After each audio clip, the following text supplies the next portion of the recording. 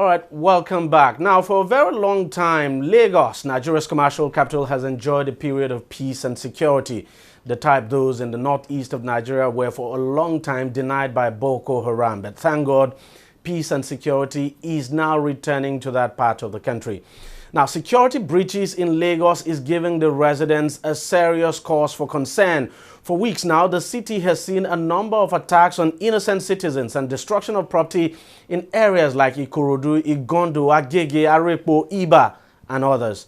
Few weeks ago, suspected armed militants invaded the riverine communities of Igbo-Olomu and Itaoluwo area of Ikorodu, leaving 6 persons dead and several injured. As I speak, some communities in the border area between Lagos and Ogun State are deserted, with people seeking refuge in neighboring towns. Some days ago, gunmen suspected to be from the Niger Delta kidnapped a first-class traditional ruler in Lagos, the Oniba of Iba land, and shot his wife. Now, 3 people died in the incident. The kidnappers are now demanding 500 naira million ransom for the release of the traditional ruler. And as if that was not enough, some unidentified armed men invaded a Wedogbo community in Igondo area of Lagos State, holding residents there hostage and engaging the police and army in a shootout for more than 2 hours. A police officer was reportedly killed in that face-off. Now, one surprising development in all of this is that arrests are hardly made by security agencies, I should say, while residents of affected areas have confirmed that the same set of gangs terrorize them over and over again using the same method and escape route, which of course is the creeks and canals in the areas. Now, the situation is very disturbing and worrying. The police says it is up to the task of dealing with the crisis, but so far it has not managed to deal with it decisively. Joining me to discuss this issue further is a retired military officer, Colonel Hassan Stan Labo, and I also have, well, I call him a comrade. He used to be the former chairman of Amuwo Dolphin local government area. That's Comrade Ayodele Adewale. Gentlemen, thank you very much for coming on the program. Thank you let me start with you, Colonel.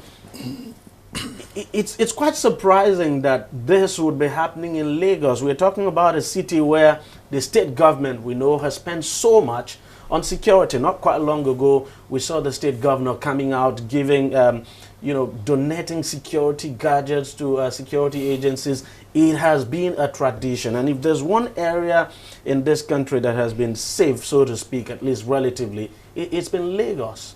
So if we're having this now, it must be very serious. Just how disturbing is this for you? Thank you, Deji. It's quite a disturbing issue, I must say. More so when we look at the amount of resources the state government has pumped into security, irrespective of the fact that the police apparatus completely belongs to the federal might. I must say, whatever we have done, or the government has done so far, the point is, I think we must still up our games. Okay? There is a need to upgrade on whatever we are doing, or else it appears these guys are beating us to it. What is the level of intelligence gathering that is ongoing, and the amount of information which has reached the police and eventually crystallized into intelligence? To what extent have we used them? I'm going to come to that. Just hold your thoughts there. We're definitely going to come to that. But let me ask you, comrade, it's quite surprising. I mean, we would say this is unprecedented. You've lived in Lagos all your life. Have you ever seen a situation like this? Well, for me, it's not surprising. I've foreseen it 4 years ago, while I was shouting as chairman of local government. I think an offshoot of it brewed from Amuwo Dolphin local government. A situation where a senior police officer instituted a group and called them Community Policing Youth Vanguard. He brought in thugs, criminals, armed robbers, including pipeline vandals, put them together in a group. I was shouting. Your program showed it once where the council was attacked. There was an instance where the police officer was even educating the community about community policing Youth Vanguard. The mic was snatched off my hand. And from the information I got, with respect to what happened at the Korea at the time, where 10 SSS men were killed, they moved from Amuwo.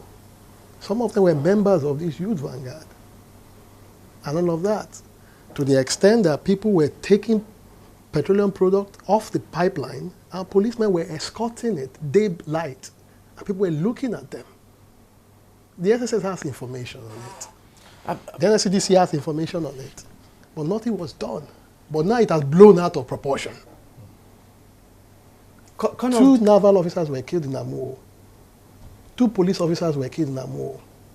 We reported the matter. And nothing happened. Nothing happened. Now it has blown out of proportion. Colonel, you look at what is going on now. I mean, you've just talked about intelligence gathering. I mean, there's no question at all that without intelligence gathering, it will be difficult to deal with issues like this. But, you know, you look at the response of the police so far and all of that. Do you think that at this stage, that what we might be needing at this stage is, would you say, should be a military operation? Because it would appear, I don't know, but people are beginning to get the impression that the police is getting overwhelmed. Well, if the police is getting overwhelmed, like, you know, the entire line of operation is to bring in the armed forces, and in this case, the army, given the army's deployment in Lagos. And that's where I think organizations like OP MESA and so on comes in, or additional reinforcements from the brigade headquarters and so on. It is important that, look, we, just like the Honorable has said, it's important that we begin to work with the information we have at our disposal. I see him as somebody who has probably been able to put a lot of information before the authorities. And like I did ask, what are we doing with all this? What have we done with it? That's the question. So I think from the look of things, it's not as if we don't have enough intelligence, going by what I've just had. There's enough information at our disposal. So where is the lackadaisical attitude coming from now? From what angle? Is it that the political will is not there, or what? We can't keep going on this way, or else it will get to a point where people begin to abandon their communities and seeking refuge. We're beginning to see that. We're beginning to see all communities this. Communities are getting deserted, and nobody would have imagined that this would happen in Lagos. Early warnings are already beginning to indicate, and these are early warnings that should make us react immediately. This was how Boko Haram started, and several other issues at the federal level. We seem not to be reactive, or proactive rather, in addressing issues like this. We often brush it aside, and so on. This must be very damaging if it's allowed to continue. It must be very damaging for Lagos, and even damaging for investments here. Well, it's very scary. I mean, beyond the investment and investors, I'm looking at the ordinary Nigerians that have no voice. A lot of people have suffered this thing too many times. There were many times that while I was in office also, I have to put myself in the line of engagement after we called in the police and they didn't respond. But I had some armed guards, so we had to move out to try to save the situation. But like he said, we need to work more on the intelligence that have been gotten. Either it is true or not, somebody need to process it, to check it, and to act on it. Beyond the fact that you look at somebody and say this person is very stubborn, you look at somebody and say he's leaning or he has a political bend. But the point is, are these things actually happening? Let me give you a scenario. Recently, on the 6th of May, 2016, I was attacked. Alongside with my armed guard, the NSCDC armed guard with me, they beat the boy blue-black, they removed the magazine, I reported to the police. Prior to that time, I was threatened on the social media. I wrote a petition to the police, they never acted on it. I wrote to the area commander, he sent it to the DPO did not act. While I was under attack, my vehicle was smashed. I called the area commander, the DPO came in. Instead of arresting the hoodlums, he arrested my NSCDC that was bleeding seriously. They removed the magazine. I was in company of the Obani Koro of Lagos, Chief Ajayi Bembe Adesoji, one of the white cap chiefs. As we speak, Nobody has been detained or arrested. I followed my case. The area commander refused to pick my call anymore, refused to reply my text. I reported to the CP. He said something will be done. Till now, nothing has been done. But that's quite unfortunate. Let's look at these areas now. I mean, you look at these attacks. We all know that these armed militants basically target riverine communities. Yeah. Can you give us a sense of what these communities look like and why they would, for instance, choose to attack riverine communities? Because we know usually, as we have seen, they attack these communities and after a while they just escape through the canals and the creeks in those areas. Can you give us a sense of what it's like, especially since you know, the local government area where you were chairman is close to one of you know, one of the places, Iba, for instance, where a traditional ruler was taken. Well, regardless on the route or the route where they take, you must understand that people are living around that areas or those areas. People normally will have information, but how confident are they to pass this information to the right authority, to the extent that the authority will act on it and deal with the issue decisively, to the extent that the identity of the person giving the information will be protected. If these things are not well firmed up, nobody will want to give any information. Of course, they don't only pass on along the river bank or travel along the river. They also travel on the road. But who will come up with the information? For now, the river is more easy for them to move because it's not well policed and it's very vulnerable. But yet, they still pass or they still move on land. The major thing is information. Those who we are giving it to, what are they doing with it? But I foresee a compromise because if there's no, remember in our political history, we used to have a time where policemen, constabulary police with baton, we go arrest somebody with ammunition in hand. Now you have policemen with AK-47, they cannot even arrest somebody with Beretta. You have to just call on the army. It is when people see the camouflage that they start shivering. I mean, Colonel, you look at this picture. I mean, you look at the picture. If my director can just bring it back now. If you look at the picture, it's not Sambisa Forest. You know, it's actually here in the city. You have policemen, soldiers on the streets, and you can see those streets are deserted. Yeah. The people have left. And, you know, when you have this kind of situation, it takes a long time for the people to come back, especially when they are not confident that the security agencies will be able to deal with this. Why do you think it's becoming difficult to deal with this? Like you rightly said, enough information has not flowed in, partly because of our inability to protect informants. When you are operating in a zone as this, if you cannot protect your informants, frankly speaking, there is nothing you can do. You need to protect... Because we've actually not heard of any major arrests. Yes, I was just coming to that. Why have we not heard of major arrests? And like I said the other time, for Christ's sake, even official information from his office while he was the chairman, why is it that we could not act on that? Why? I'm beginning to smell some level of maybe culpability on the part of the police and so on, going by the information we've gathered so far.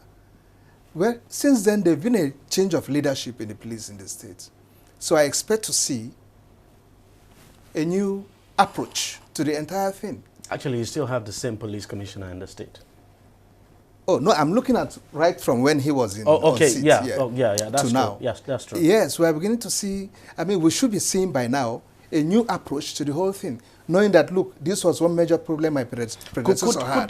Could it be that because of the terrain in this area, that's why this is becoming difficult to deal with? But then you also, I mean, we also know, for instance, that the Lagos state government has security helicopters or drones, for instance.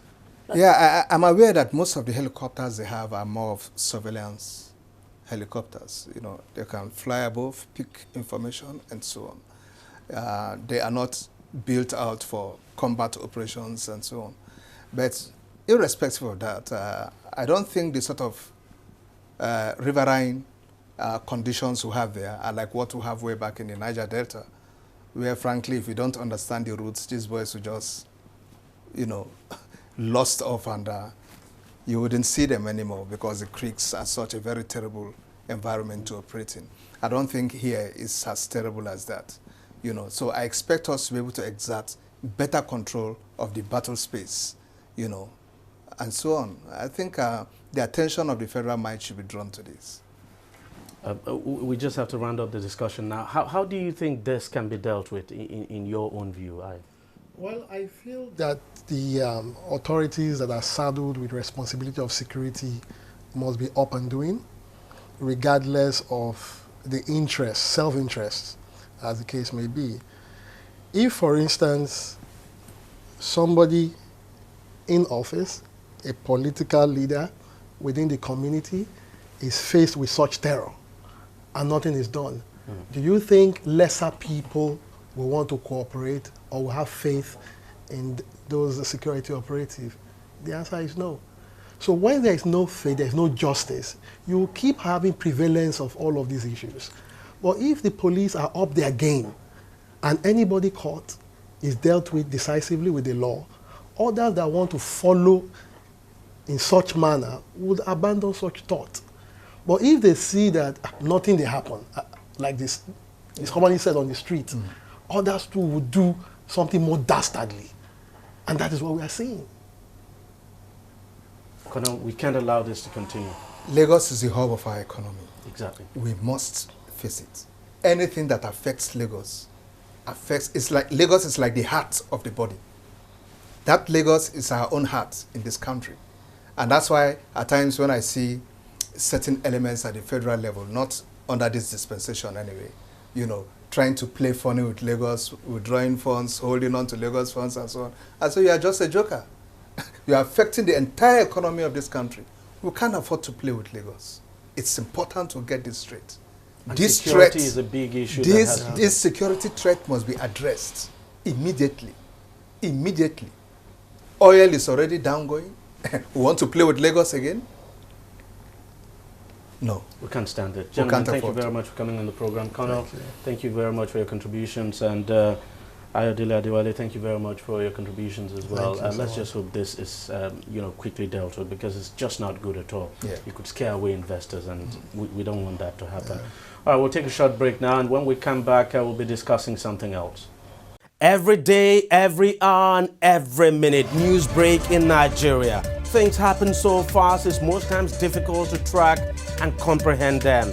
But that's what we do right here on DEJI360. 2015, would you want to come back again? It's like asking Jesus Christ if he knew he was going to die, will you want to come back as the savior of the world again? We do not just help you track the stories, we break them down, explore all the angles, analyze the issues so that you can fully comprehend the stories and use them to make the right decisions.